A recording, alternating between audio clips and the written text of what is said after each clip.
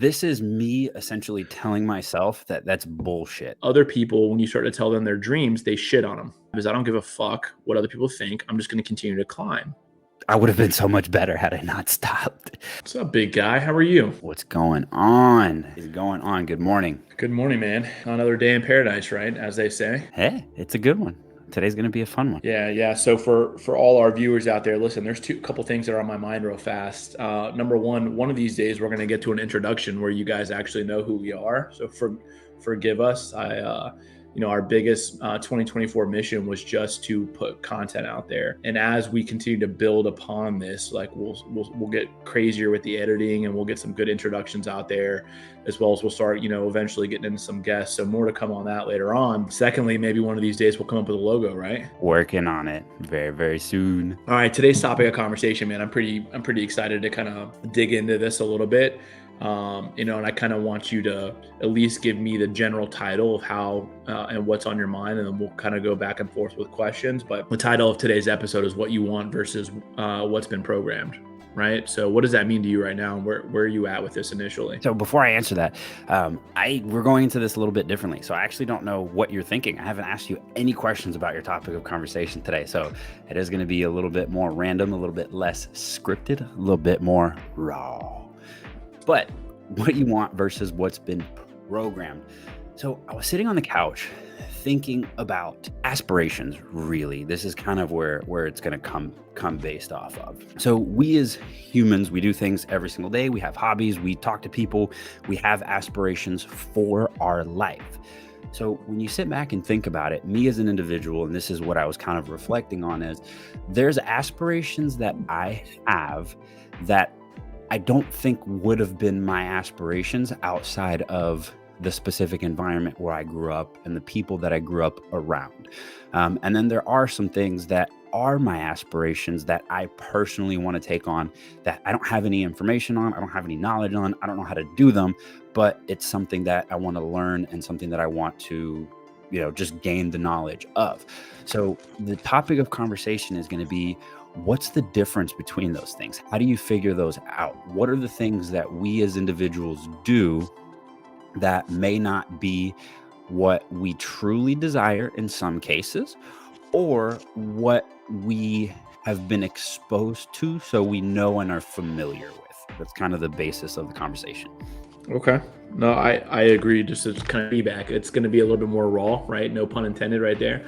And for everybody out there, when I look back at the couple of videos that we've already made, I think we're getting better at it, right? So I think it's the whole end game would be to be a lot more raw.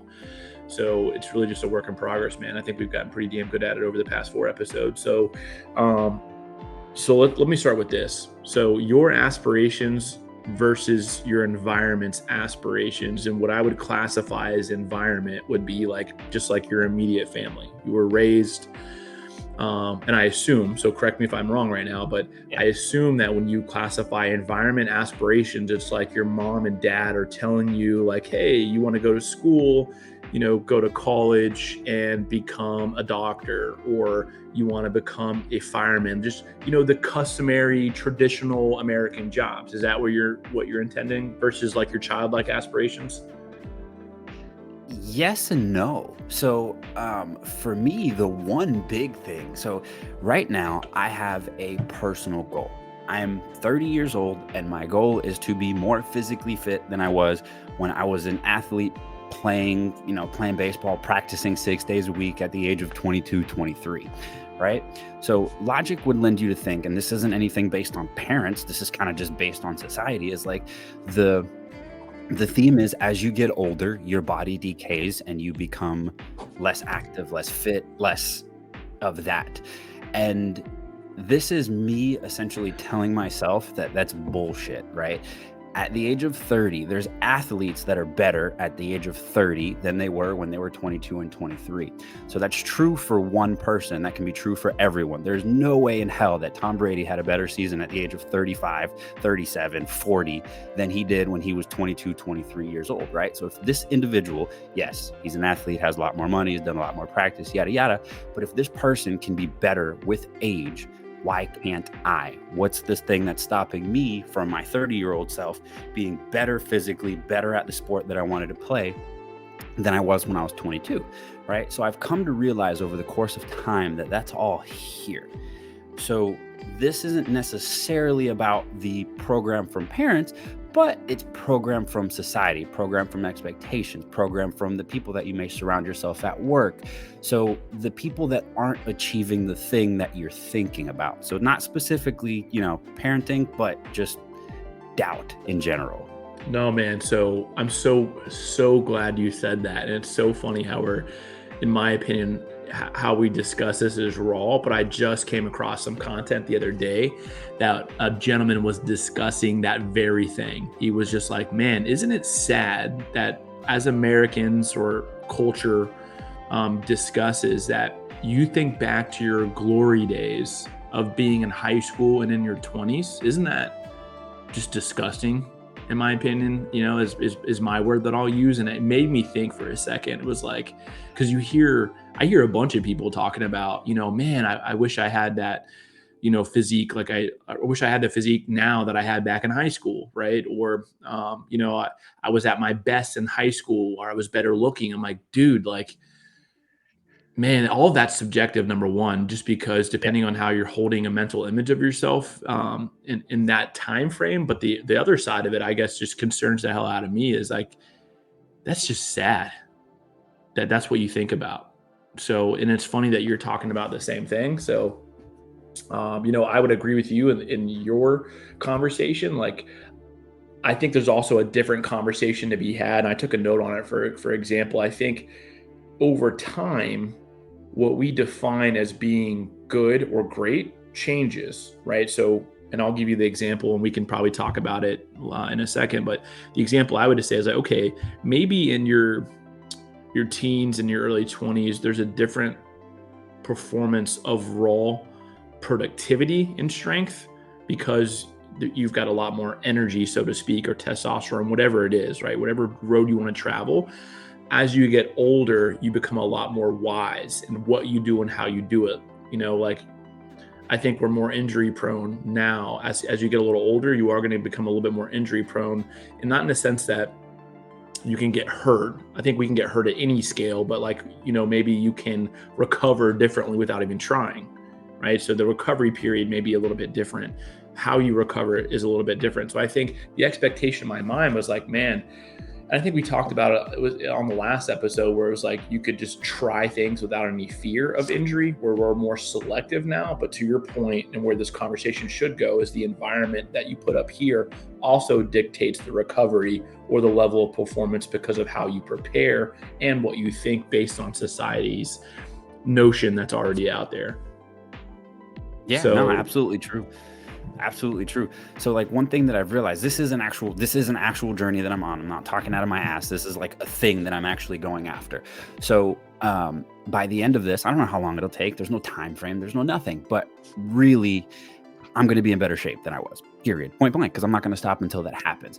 Now, I have realized that better and the same are different. They're not like me being better than I was is not going to be me being the same as I was, because I'm older now. My body's different. My composition's different. Like my muscles, my ligaments, everything is actually different. So I cannot be the same. I can be better, but I cannot be the same. So when you're young, and I'm just going to talk about this from, let's just say a physical perspective right now, and then we'll kind of get into different things. But when you're young, you have a lot of that testosterone. Your body has a lot of things that they're called peptides, which is what recovers your body. You recover quicker. Your muscle mass is different. Your fibers are different. You're producing collagen. You're producing testosterone more than you are as you start getting older. That does not mean that you're injury proof as a kid. You can still get injured, but that does not mean you're injury prone as an adult. It just means that what you work on has to be different because your body internally is doing different things, right? So as a young kid, you can go out and you can stretch and you can push your body because it's more elasticy. Like, you know how when kids are born, you have kids, the doctors literally like dangle them off of a leg. You try doing that to yourself as a, 100 180 pounds myself, like my leg can't handle the same force that it could when I was a kid because my muscles aren't stretchy and fibery and full of all of the stuff that's making you grow.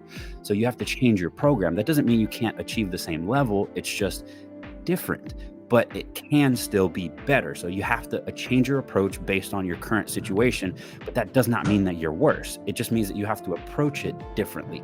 You have to have a different level of knowledge. You have to have a different way of training to compensate for your body's new composition. So like with certain things in society, you start to think about, as I'm getting older, I can't do this anymore. No, you can do it. You just have to do it differently. And there's a lot of things that we kind of put on ourselves as individuals that it literally just breaks us down, man. Like drinking alcohol, not drinking water, having a shitty diet, like all of these things make that worse. Like if we didn't drink alcohol, if we didn't have sugar, if personally, like I was an avid hookah smoker, and it's like all of that stuff makes my body worse and makes it more difficult to achieve these things. But you cut all that stuff off and your body literally cleans itself out. It filters itself out. Like people that don't drink, people that don't smoke last longer. Their skin's softer, their skin's more supple, their hair's like, it's different just because we're not putting all this poison into our body. So it's like, it's literally self-imposed, and we degrade ourselves at a level that's like crazy. It really is. But that's a part of it, and it's like that's kind of been programmed, but that doesn't necessarily have to be true. Now what does have to be true is you got to do the work to get the result. Like it's not just going to happen. So you have to figure out how to make yourself the best you can possibly be. But there's a lot of stuff that we shoot ourselves in the foot in, man. It's crazy. All right, so let's rewind for a second. So we talked about, set the tone for today's conversation, right? And we discussed a lot of the physicality of the body, so to speak, and where we're going to be at. But so my first question to you then, really, man, is like, when did you realize this is an opportunity from a mental perspective? Honestly, nothing happens at a moment, and this isn't one of those things. It's kind of happened slowly, progressively over time. As I started to conform, as I started to become someone that I didn't want, it started to become more and more clear. And the more actions that I took towards that I don't want is kind of what made it very, very clear to me. For the sports perspective, it was just a matter of like, I want to go back and play the sport. It's something fun. It's something I enjoy. It's something I busted my ass over. I feel like I didn't leave it all on the table personally, just being honest, kind of, I just left due to a life situation. So I kind of wanted to complete that and make it a full circle thing in the chase of telling myself that I wasn't the best at that time. I wasn't my best version. Like this is kind of the way that I'm chasing, like, I'm my best version now. I'm better now than I was in the past. I'm going to prove it to myself by being better than a point where I thought that I was solid. And I was, but there's still more.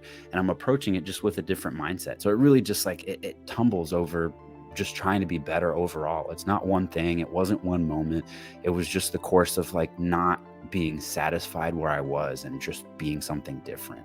Okay, that's fair. So let me see if I can ask this in a different angle. So I completely agree, but like when for you, I think naturally, like just with your personality, you want to be better, right? So let's just back that out of the equation and just say specifically, like, when did it click in your mind to say, man, I actually can be better than what I was physically or mentally in my 20s? Because a lot of people refer back to that time in their life as like, quote unquote, their glory days. Like that was when they were the most free, the most spiritual. They were doing whatever they wanted to do.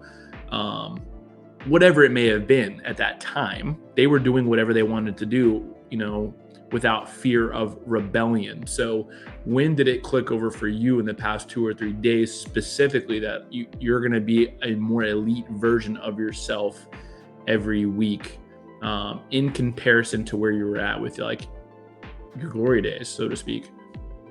Okay, so I'll put it this way. How about this? For me, I've had a pretty decent battle with myself internally, right? There's been a lot of doubt, which we've talked about before in the past. And there's a level of doubt that kind of pops up throughout different things. So I've taken this journey to prove myself wrong by being better. So I don't remember the exact moment, but about a year ago, I went out and I, wanted to play baseball again and be active. I decided at that moment that I was going to be better than I was before, right? There was a goal that I wanted to achieve that I did not achieve.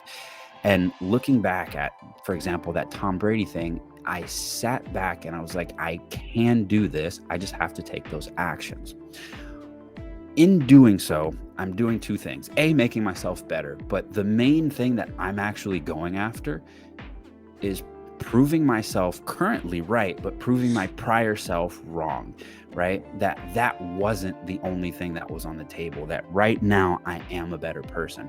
So I'm actually striving to prove to myself that I can. And really that's where it came from. When I made that decision to say, hey, past me, I'm going to be better now. That's really where it started. And there's like that's happened in a couple of different things, not so much work because it's obviously like a new adventure that I didn't have in the past. But this sports thing for me is literally removing a doubt that for some reason I have that I wasn't able to achieve. And it's been a burning thing inside of me that I could have done better, that I could have left more on the table and didn't. So I'm literally not. That's what I'm going for. I'm going to be better. There is a metric that I'm trying to hit that I was not able to do before, that I'm going to do now, that I'm older, that I've poisoned my body to a certain level, right? And that's the thing that I'm trying to prove. Like I actually want to achieve a very specific feat that I wasn't able before. And now over the course of time, I've gathered knowledge about how things work, about how we achieve things, about how we kind of talk to ourselves and make things happen, and a level of knowledge in terms of skills and training regimens and things like that wasn't available before. Because like there's a lot of things that I've learned in the past, like, I don't know, 6 months to a year that I didn't know was a thing. I really didn't. I was an athlete and a lot of people passed on information to me, but never did I before make the decision to be the best version that I could. I was at that time, but now I realize that I could have been better. And that gap that I have between what I know to be true now and what I knew to be true at the time is so different that I have to go back and just prove it to myself. I have to. There's no way that I can't like prove this to myself, because it's going to be, I'm going to say an ego bump, not in a bad way, but a good ego bump, like a self-belief ego bump. There's just like, it really is kind of just saying F you to the past me and making it happen. There we go. That's what I was looking for, right? So the way I look at that, dude, is, and I guess the way I could sum up what you just answered is that you left something on the table, and right now you're trying to take everything, right? And that, to me, take everything is, taking yourself to the next level, at the highest level that you can push yourself to without leaving anything on the table. And it could be, I call it leaving crumbs, right? Matthew, I don't physically call it that way. Specifically, I had to give credit for the person that actually made this statement. It was Matthew McConaughey, and he talks about leaving crumbs, right? So you're leaving crumbs on the table, whether that's with your financial aspirations, whether that's with your father aspirations, your leadership goals, whatever it may be, you're leaving crumbs out there instead of, capturing everything you possibly can. And that goes twofold in two separate ways. So, all right. So we discussed the mental aspect of what it's going to take and what that looks like a little bit. And then we discuss like the physical aspect of it. So like, let's get into like the programming piece of it. Right. So when you say being programmed from a society perspective, what's the biggest thing that we tell ourselves is okay from an expectation perspective when it comes to being programmed versus what we dream about, if that makes sense? Yeah, absolutely. So I'm going to answer this one like a little differently. So for you, and I don't know if this is going to come out the way that I want it to, but I'm going to try this to kind of bring you into the conversation because I've been doing a lot of talking. What to you is a programmed result of 9 to 5 work, right? When you think of 9 to 5 work, when you think of employment, when you think of somebody that's not an entrepreneur, right? So we're not talking about the people that are trying to grow. We're not talking about the people that are trying to lead their fields. We're not talking about the people that are chasing those crumbs. We're talking about the grand majority of people that are going through it. As you've dealt with employees, what's kind of the biggest aspiration that those employees that aren't aspiring to be better have? Doubt would probably be one. Like if you're talking, I would assume you're talking to the general population now. Yeah. You got to look at, let me take this a little bit of a step further and see if this is where you're trying to go real fast. So when you say the average 9 to 5 employee, so what I'm classifying now is I'm going to classify them as like your middle-aged average 9 to 5 employee with a family.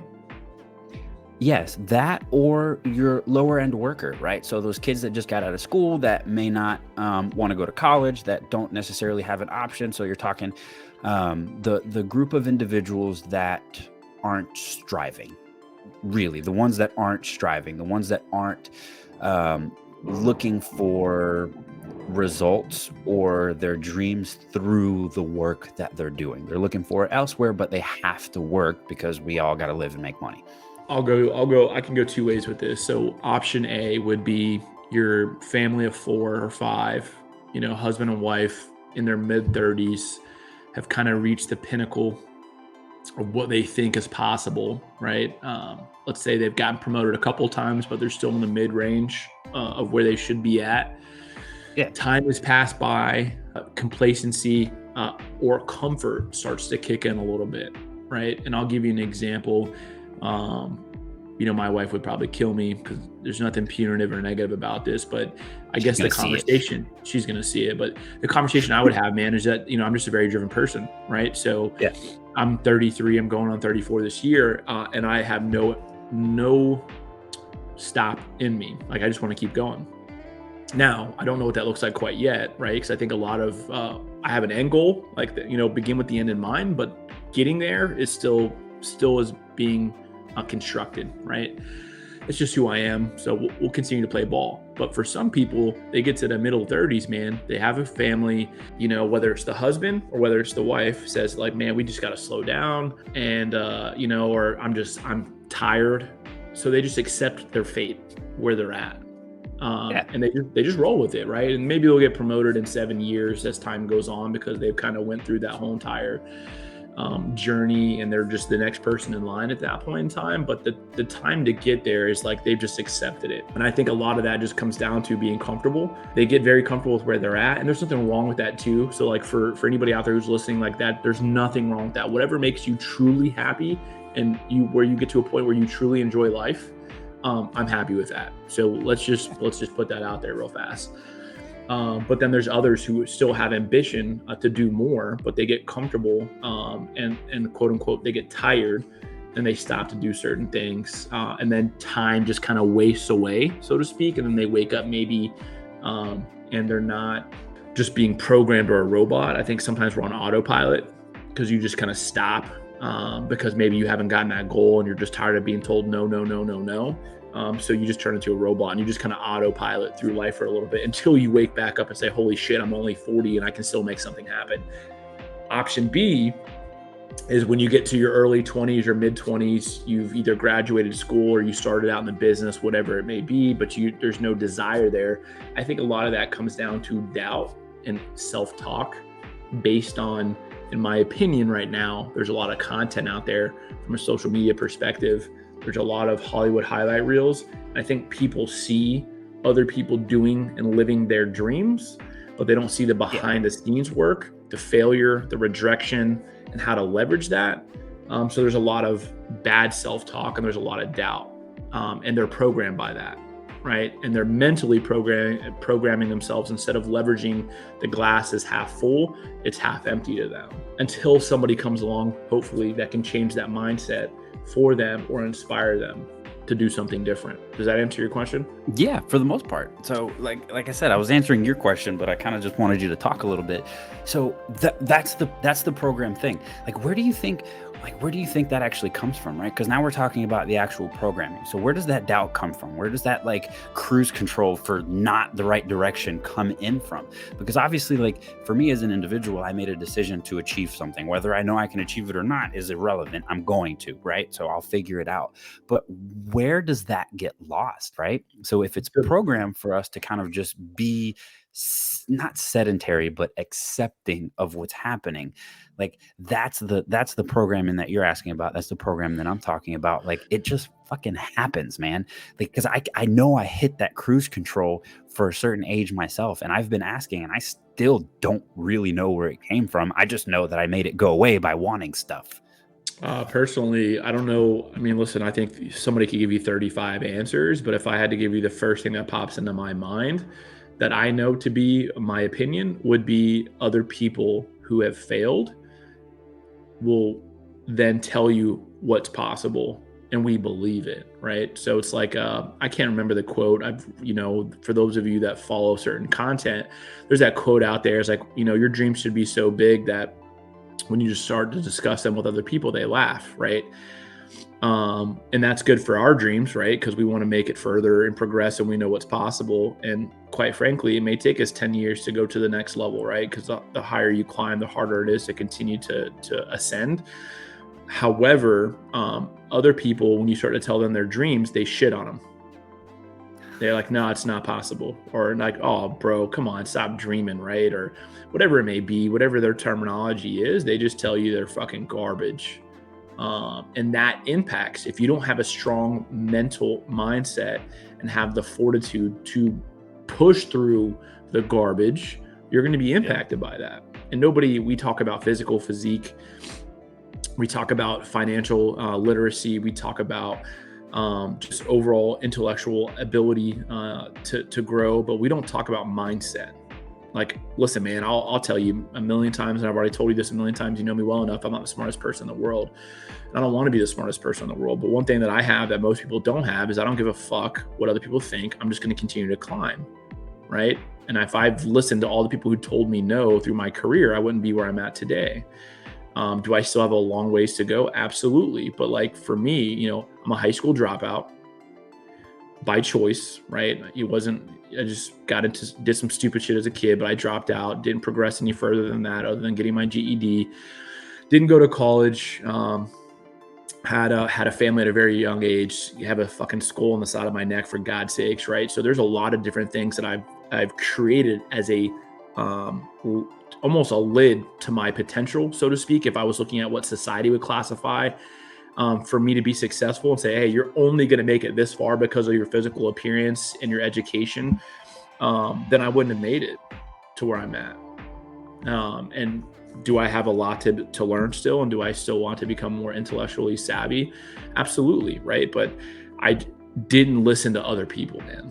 And in fact, I leveraged that to my advantage. Was like, oh, you don't think I can get this job because of A, B, and C? Let me prove you wrong, right? And there was a fire for a little bit that it just pissed me off, and I leveraged that anger to do something differently. So, but I think if I had to give you the direct answer, is that other people who failed to make something of themselves or chase their dreams will shit on yours and keep you from going any further if you don't have the mental strength to plow through that and to continue to chase, whether that's friends, family, outsiders, or society. That's my answer to that big deal. So how do you clear that, right? So you mentioned for you, it was a disapproval of other people's statement. For me, it was proving myself wrong, right? So it was kind of like, for me, it was internal. For you, from what you just said, it was kind of external. Is there a way that you've kind of got yourself out of those programmed actions? Is there a way that you kind of think about what decisions you want to make and what you want, and finding a way to figure out truly what you want and kind of ignore those individuals, ignore the doubt, ignore, all those external factors? Is there a way that you figured out to how to make that happen? What do you mean? When you say have I created the unlock that's allowed me to block inside or outside noise to continue to plow through? Yes, but in the sense of how did that work for you, right? For you, you just mentioned that it was exterior doubt, right? So you had other people that were doubting you and you just wanted to give them a big F you. Yes, I'm still going to do it.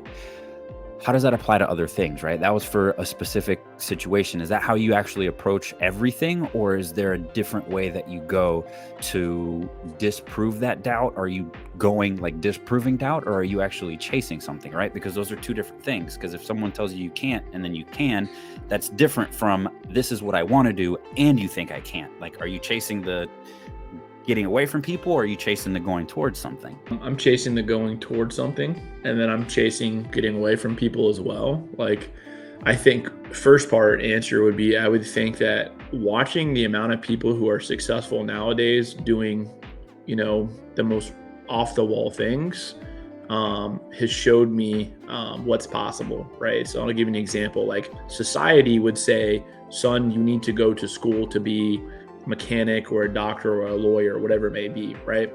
If you want to make good money and make a great career. Then I would see a random piece of content that would show me, hey, this dude right here is a window washer and he's making $175,000 a year. Where was that conversation in school, right?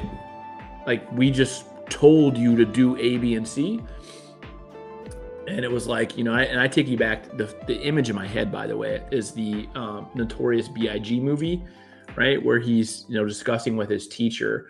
The teacher says, you're just going to be a garbage man, right? And pretty much trying to insult his intelligence and kick him out of class. So he comes back, the next day later, and he says, you told me that I was going to be a dumbass and I was going to be a garbage man. So he went onto the board and he said, hey, this is what a teacher makes, right? And it was like $32,000 a year, right? In the early 90s.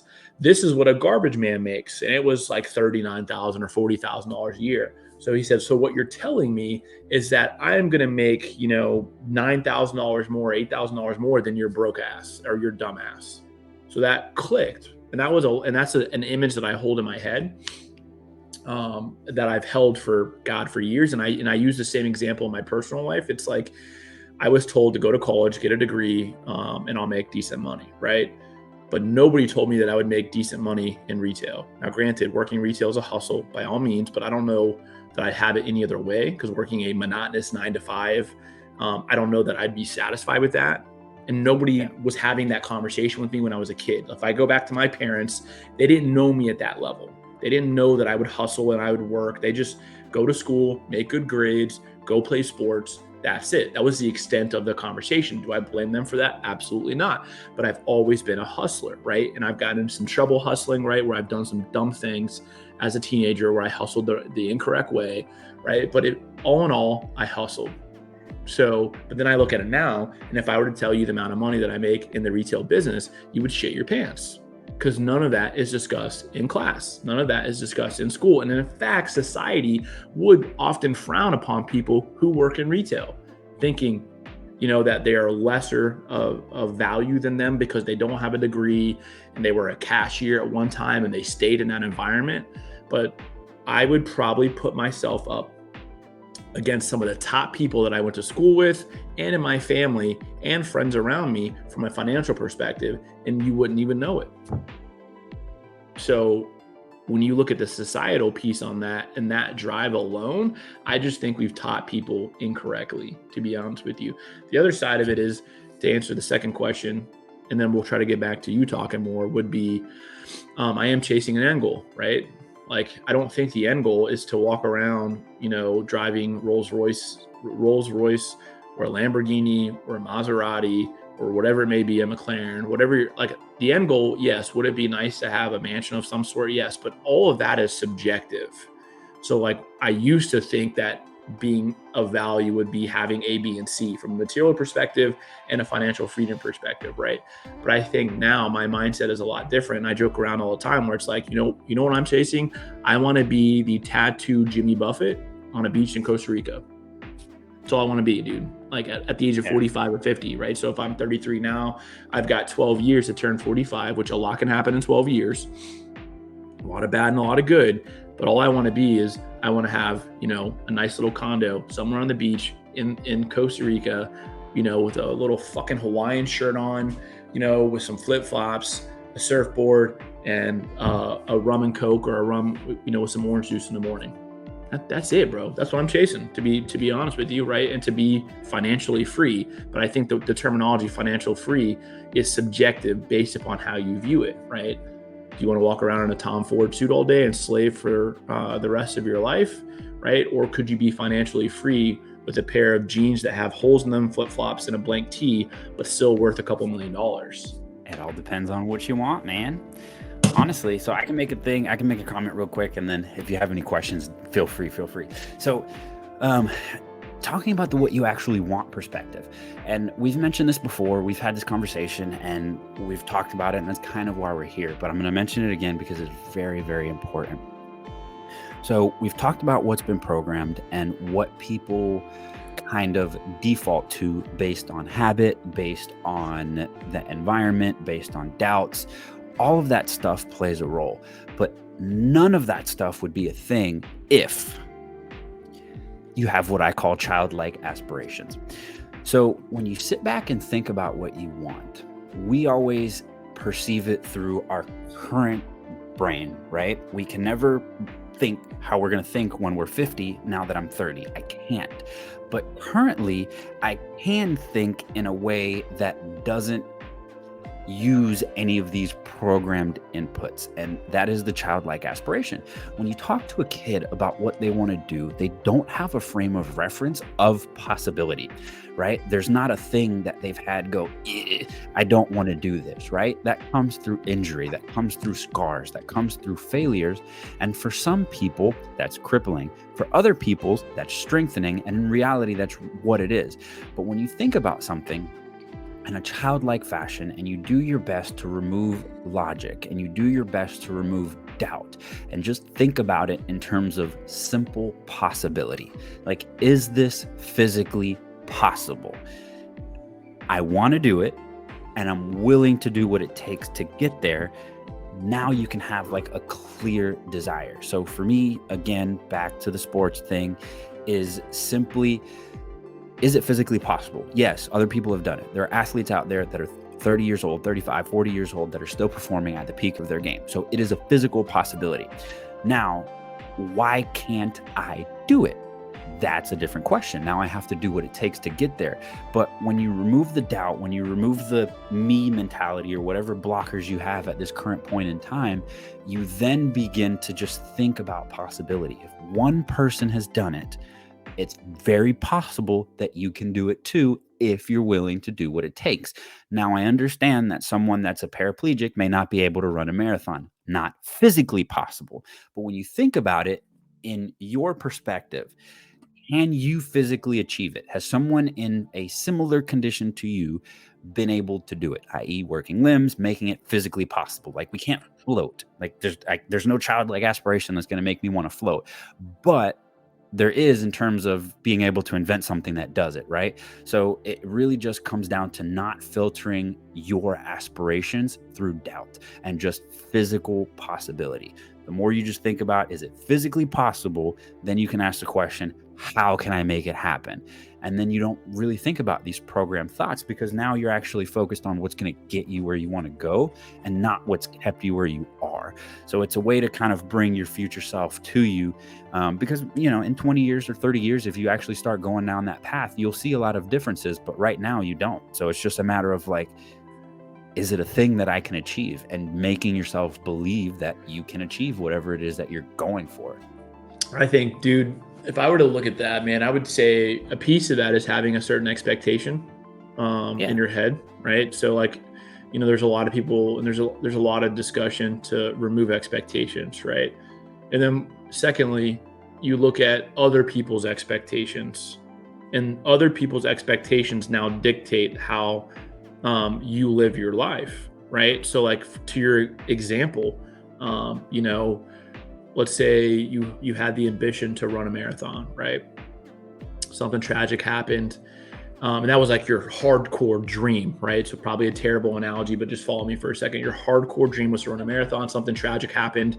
You lost the ability to run your own two legs. And then in your head, you said, oh, like, I'm never going to be able to run a marathon again. Well, that's subject to you.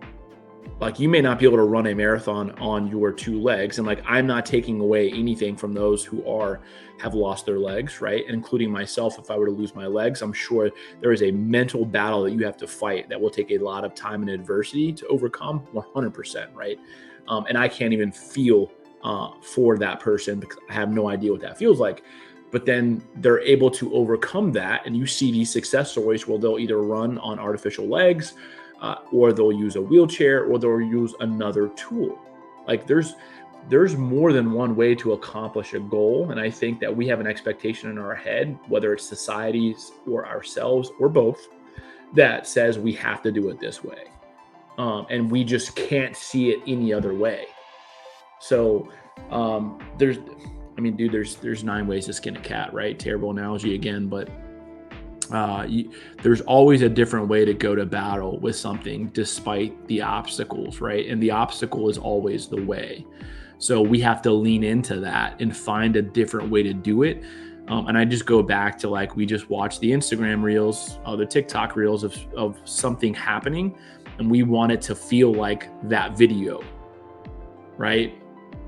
Or that picture, or that time, like that moment in time that we get a feeling from. We wanted to mirror that. And that's not the way it goes, dude. We have to write our own story. I just think we're trying to live through other people, instead of trying to create something for ourselves, and or changing the way we get there. And just, to me, like, to your point, like, we may never become a musician, on a global scale internationally, but that doesn't mean that we couldn't be a musician in general, and do local shows, right? It just depends on how far we take it, and then how far we're willing to go to explore what's possible and what's not in that area. Again, I'll go back to the law of the lid, but like, we may only go so far because internally that's just where our confidence allows us to go. And instead of getting and staying extremely comfortable with being uncomfortable, we limit ourselves, and we're okay with that, right? But if we enjoy that life and we enjoy that process, then that's fine too. Nobody has to have that same desire, right? So I don't know if that ties in specifically with where you're at with it, but I think a lot of it, to me, just comes down to, expectations of oneself and expectations through other people. But I have a question. You discussed and mentioned previously programmed inputs. So can you give me some examples? And I know we've probably talked about a lot of these, but we haven't flat out said it. Can you give me some examples of maybe some programmed inputs that you're battling right now, or have recently battled and overcome? Yes. So a big one is actually the work thing, right? How I make money. So the interesting thing, right? So I did work a 9 to 5. I was a store manager, led a group of people. We worked together. That environment created an interesting way of making money, right? Because you get paid every 2 weeks, whether you get paid bi-weekly, weekly, yada, yada. That is a programmed way for us to build our lives. I got into the programmed habit based on the work that I did and how I chose to make money. So readjusting myself to making real estate income, which is a little bit different as an agent, because it's not consistent. It's not every 2 weeks. I mean, I've had 3 months where I didn't get paid, and then I got 1 month where I got paid 3 months worth of income, right?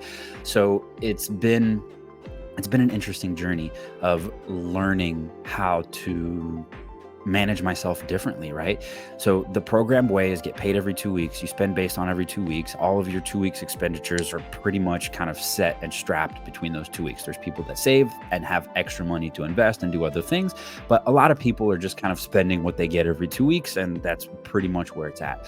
So removing myself from that, putting myself in a different environment where that wasn't the case, has been a very big programmed thing that it doesn't necessarily come from society. It just came from the way that I was doing work, but it's been an interesting way of actually like handling money and producing income and thinking about those actual results, right? Because I can't particularly plan the same way that I could before. Like, hey, I'm going to save $100 a week or $100 a paycheck or $200 a paycheck, whatever that number is.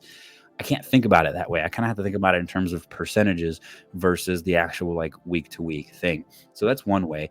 And it's also created a very interesting to how I handle being in this scenario, right? So changing from one career where I was making X amount of dollars and it was consistent and I knew it was coming, to a career where I literally have no income, literally have no customer base, literally have nothing. I don't know where the next paycheck was coming from. It was a very interesting environment because there were times where, hey, I need to get a deal done. I only have like, a month and a half worth of money left. And all of a sudden, in a couple of weeks, like I have several months worth of money. And it's been different. Like I've thought about my bills differently. There's, for some reason, like the pressure that was imposed in the 2-week paycheck has kind of just gone away. I've learned to trust the process. I've learned to trust that if I go for it, if I do my part, the things that I want to happen externally will happen. And that wouldn't have happened had I stayed working the same type of work that I had before. Because like I was pretty bad with money when I was younger. So there was times where I'd spend more money than I could. And then all of a sudden a bill pops up and you got to, sell something or do something to kind of pay it. And obviously that doesn't happen anymore, but it was a I don't know. It was just kind of how I was programmed based on, I don't know, the life that I was in, the people that I surrounded myself by.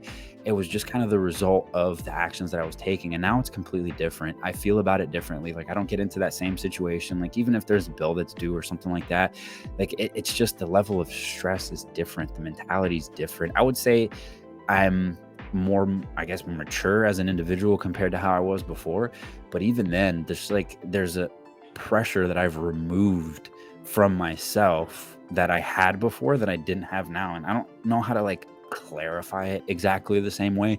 Like I can't fully say that I'm financially comfortable and I know, hey, here's the next year's worth of income, but like there isn't a doubt. There isn't a hesitancy that I have about it. There isn't a stressor that's caused that. And by putting myself in a significantly more stressful situation where I literally didn't know where the next dollar was coming from has literally eliminated that. And it's very weird and strange how it worked. But that was just like one of those interesting unlocks to me for, getting money and spending it. I guess to me, the way I look at your content would be removing expectations. It goes back to that whole entire word, man. I think some of that fear of failure and or lack of doubt that's changed over time removes a certain expectation from yourself. An expectation can be defined in multiple ways, at least to me.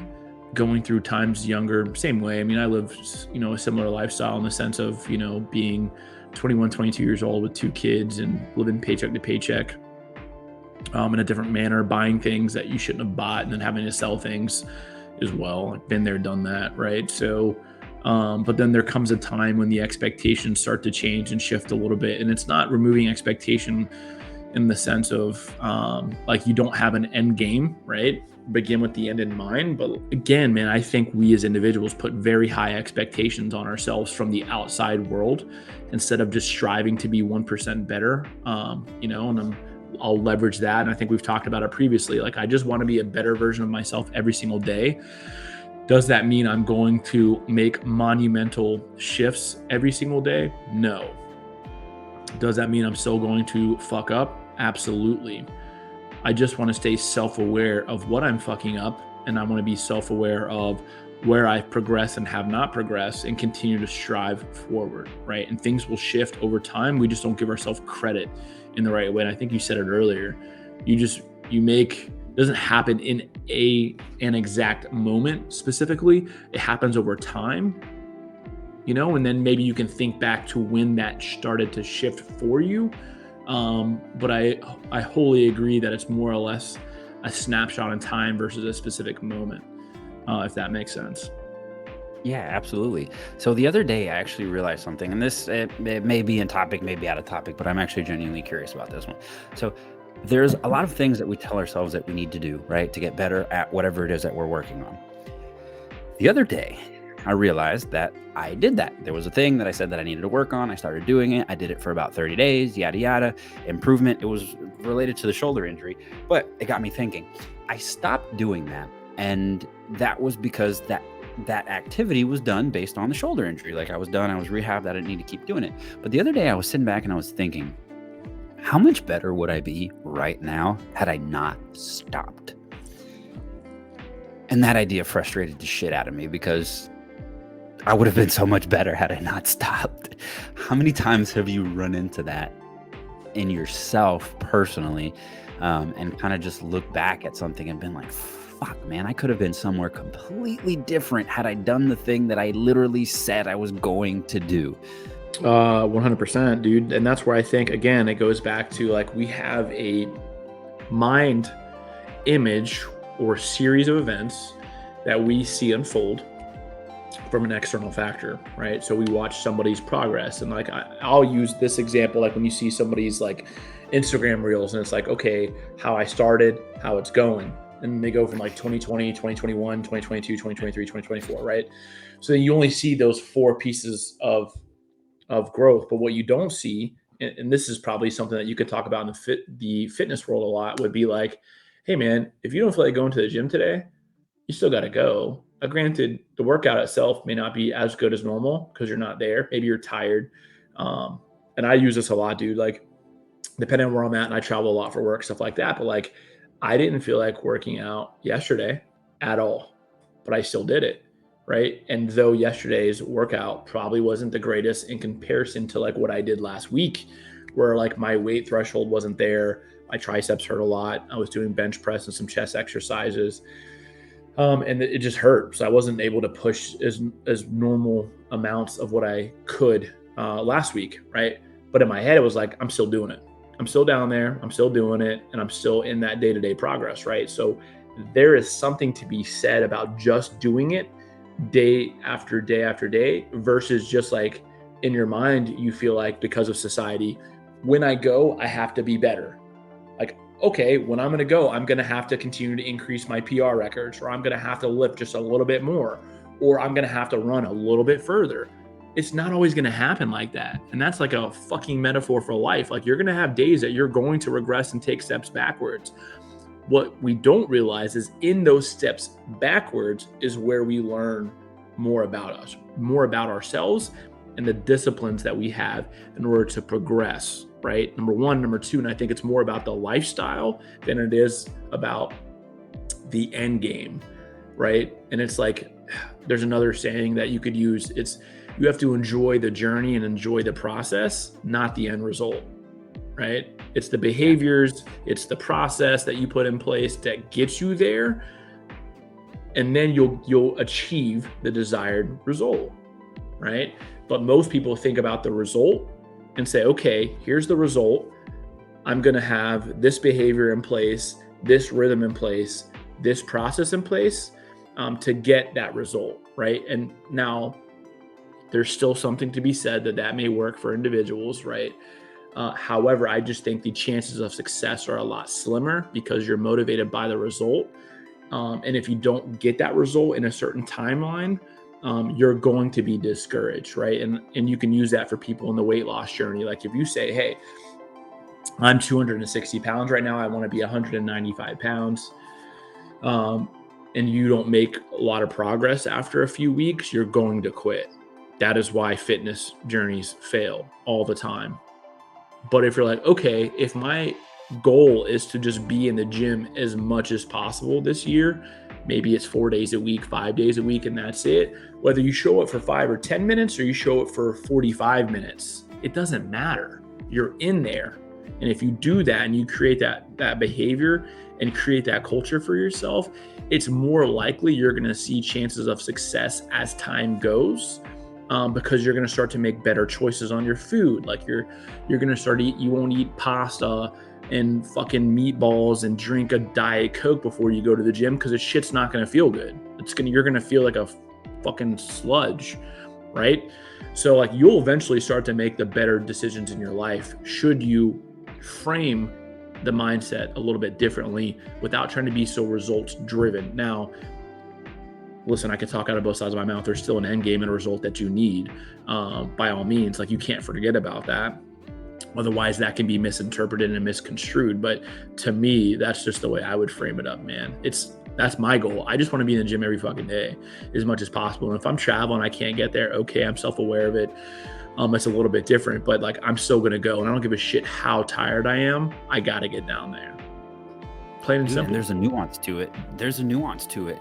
Because like we can I'm going to tie this back to kind of like what's been programmed. So it's very interesting because, right? So we'll just kind of keep it on the gym because it's something that we're talking about. It's there, right?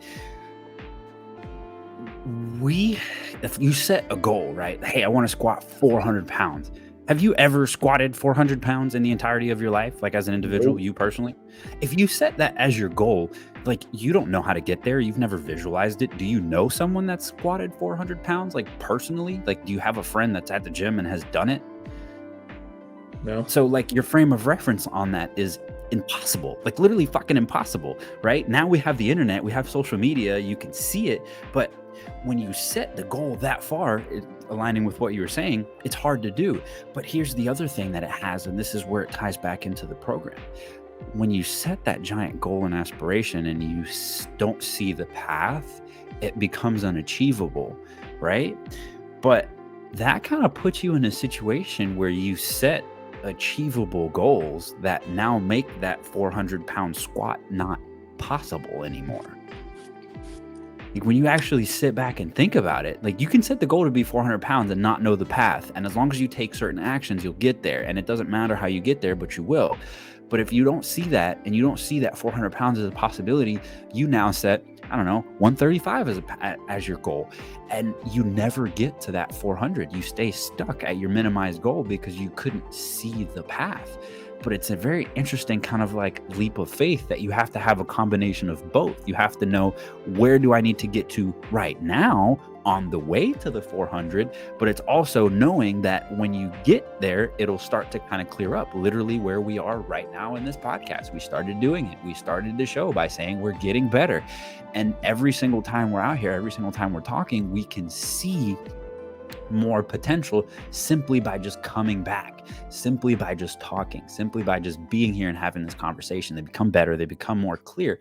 And that's true for the gym, that's true for work, that's true for me, literally like doing cold outreach. Like this week, there was a particular day where I was busy doing a bunch of other stuff and I was out of the house for, I don't know, 4 or 5 hours. And I came back for a few minutes and then had to leave again.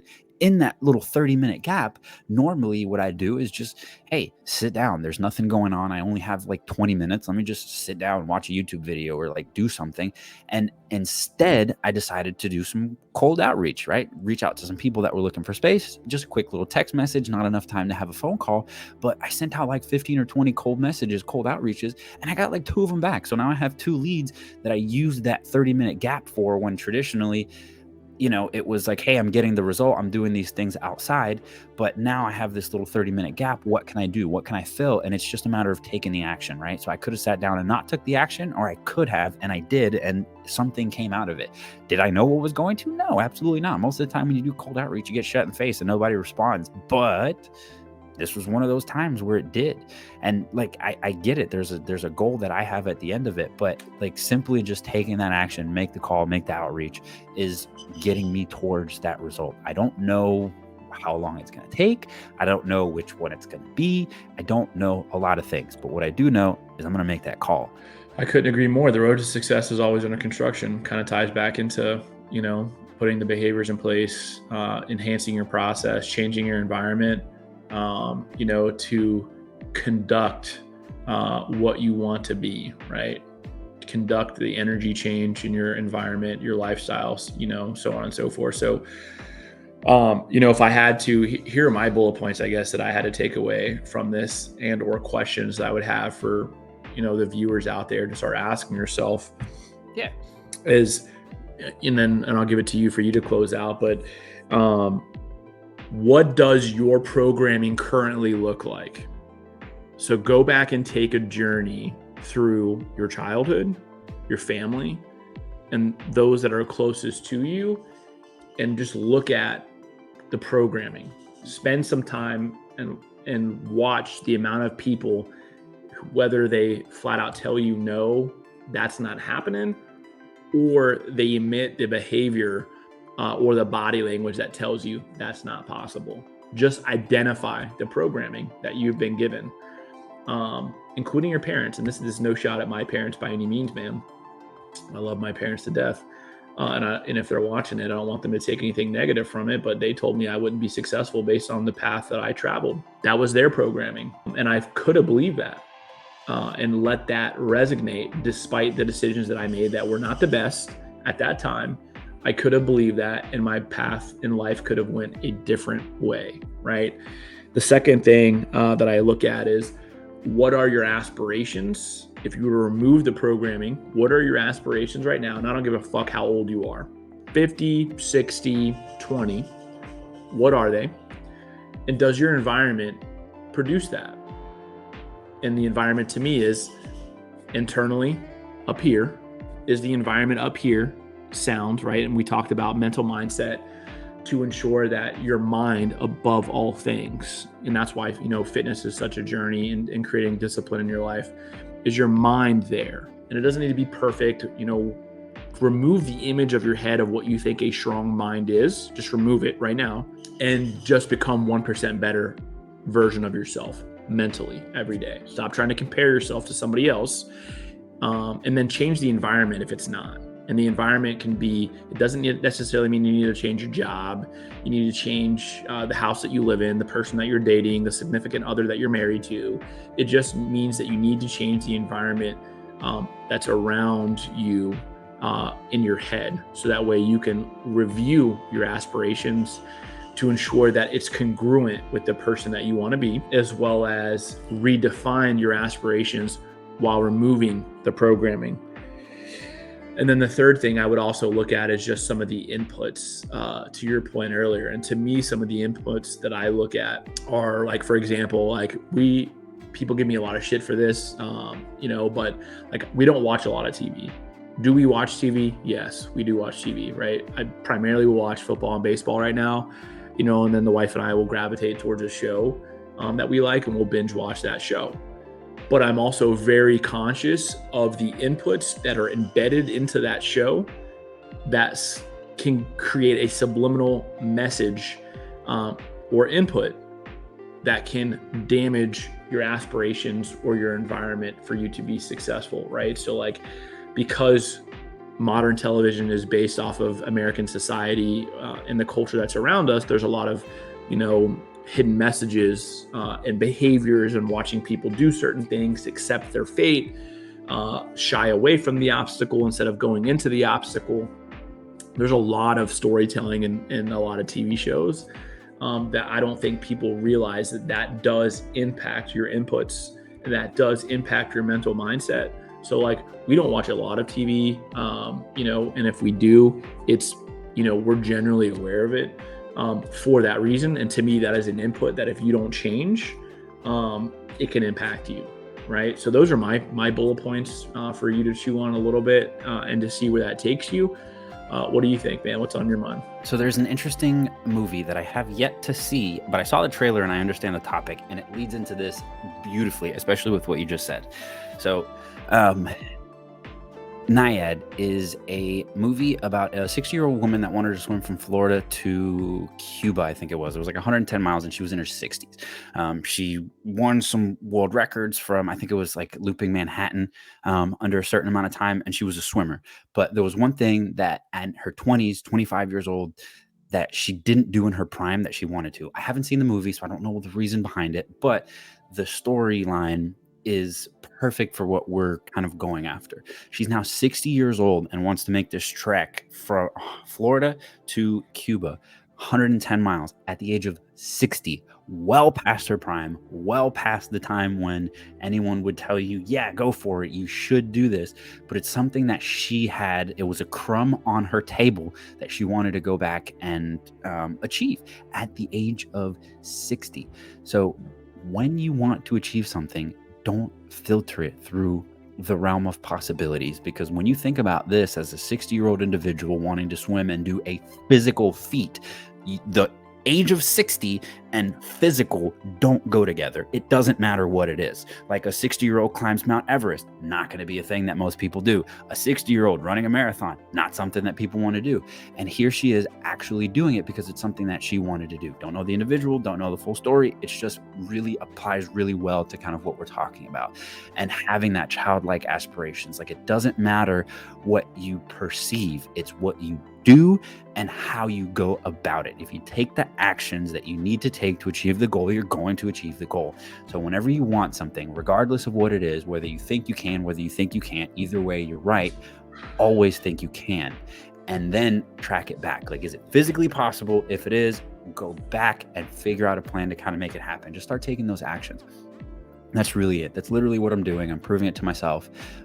Give it a little bit. I'll kind of unleash what that is from a physical perspective for myself. Not quite yet, but once I fully get healed from the shoulder and get back into shape, I'll talk about it.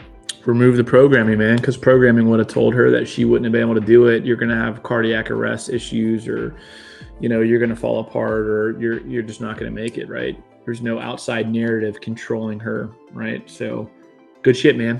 Listen, as always, it was a pleasure. Until next time, right? Yes, sir. All right, dude. Take care, man. Peace.